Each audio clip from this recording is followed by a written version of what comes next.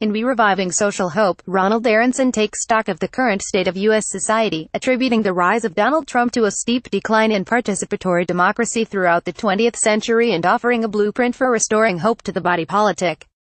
This is an intellectually rigorous analysis, writes Jeff Roquen, that will contribute to a broader debate about how to reposition the pursuit of a common good as the central aim of politics today. Reviving Social Hope. Ronald Aronson. University of Chicago Press, 2017. Find this book on the 4th of November 2008. Nearly 250,000 people flocked to Grant Park in Chicago to Barack Obama accept his victory in the presidential election.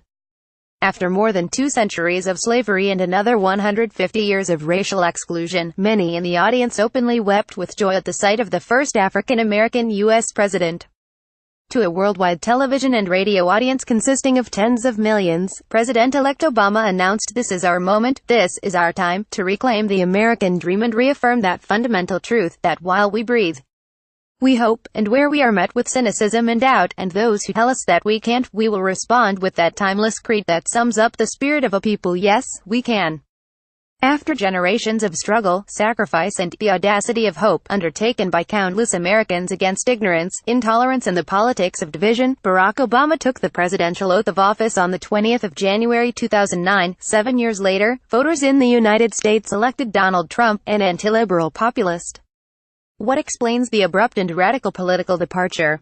In Reviving Social Hope, Ronald Aronson utilizes the writings of Jean-Paul Sartre 190,580 to explain the rise of Trump as a consequence of the steep decline of participatory democracy in the United States and offers a blueprint to restore hope to a seemingly enervated body politic. During the Second World War, Sartre, a Parisian savant, joined several anti-fascist organizations, and revamped the concept of existentialism in both a philosophical tome, Being and Nothingness, 1943, and in an accomplished novel, The Age of Reason, 1945. For existentialists, humankind is condemned to be free, Sartre, and truly authentic individuals accept that they alone create and recreate meaning in their lives by making self-conscious value judgments and rejecting the fate and inevitability contained in both ideological systems, i.e., fascism and communism, and religious dogma, as Sartrean existentialism provided a formidable methodological tool to sweep away oppressive traditions, delegitimize expedient behavior and challenge the power of elites. It appealed to coteries of intellectuals under Nazi occupation in France, the Netherlands and elsewhere in Europe. Only a few paragraphs into the opening essay of this book, Hope in Trouble, Aronson immediately identifies the expansion of near-unbridled capitalism into the realm of culture as the most corrosive force debilitating the once vaunted idea of the common good, as expressed by Obama and other politicians, instead of a nation bound by shared aspirations, i.e., widespread prosperity, equal rights for women and minorities, measures to combat climate change and reasonable restrictions on gun ownership, etc. The United States, according to the author, has devolved into a disunited assemblage of self-absorbed, acquisitive and career-focused individuals due to the permeation of market logic and metrics, in government, education, culture, and the law. 9. Image credit J. Etherlot.cc by 2.0. As a result of this privatization of hope, or the deterioration of hope in solving the problems of civil society by democratic means, the 21st century temper of American life now pivots on a crude, aggressive, and cynical form of individualism. Consequently, a wave of seriality, a Sartrean term to describe apathy and disconnectedness among people, now reigns from New York City to Los Angeles. 2223. Although many readers will challenge Aronson's bleak assessment, the consistency and cogency of the core elements of his case deserve due consideration. Over the course of the 3rd, 4th and 5th chapters, Aronson also delivers a scathing critique of contemporary notions of progress as being antithetical to human flourishing.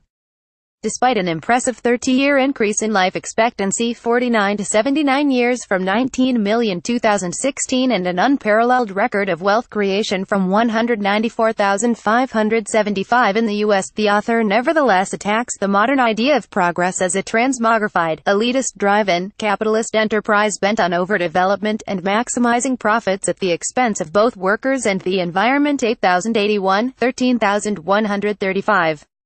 Is Aronson correct? During the Great Recession, 200,812, the U.S. middle class, which had already endured a 35-year drought in wage gains, contracted significantly.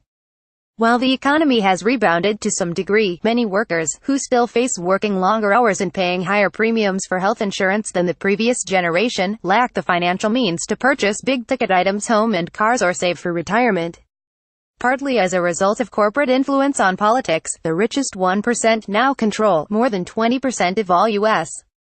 income, and the steady transfer of wealth from the middle classes to the upper classes since the 1980s has led to a surge in the numbers of working poor and impoverished. In respect to the environment, the decision of the Trump administration to withdraw from the Paris Climate Agreement in 2017 may prove to be a watershed moment in history, due to the failure to rein in manufacturers from the excessive production of greenhouse gases, and continued denial of the scientifically proven impact of human activity on climate change. Warmer temperatures, declining sea levels, decreased crop production, less potable water, and more of extreme weather will invariably cause mass dislocations and global distress in the near and long-term future. How and why, then, can individuals break their seriality and revive a sense of hope? In Chapter 2, What Hope Is, Aronson employs one of Sartre's famous anecdotes from his later and somewhat controversial critique of dialectical reason, 1960. At a bus stop, commuters sit or stand in silence and remain in their private worlds. What would occur, however, if the bus failed to arrive after a considerable length of time? Most likely, a dialogue would begin among several if not all of the previously isolated individuals to determine whether to continue waiting or to locate other means of transportation. In defining hope as a collective group or a we resolving to alter the status quo for the betterment of all, Aronson squarely links hope to a leftist progressive project to overcome socio-economic inequality through solidarity. Hence, Occupy Wall Street, the Arab Spring, as well as campaigns for equal marriage and against UAL harassment all constitute genuine expressions of hope, as hope requires action for the common good. 4859. In Chapter 6, Aronson furthermore lauds the presidential campaign of Democratic Socialist Bernie Sanders as evidence of the resilience of hope.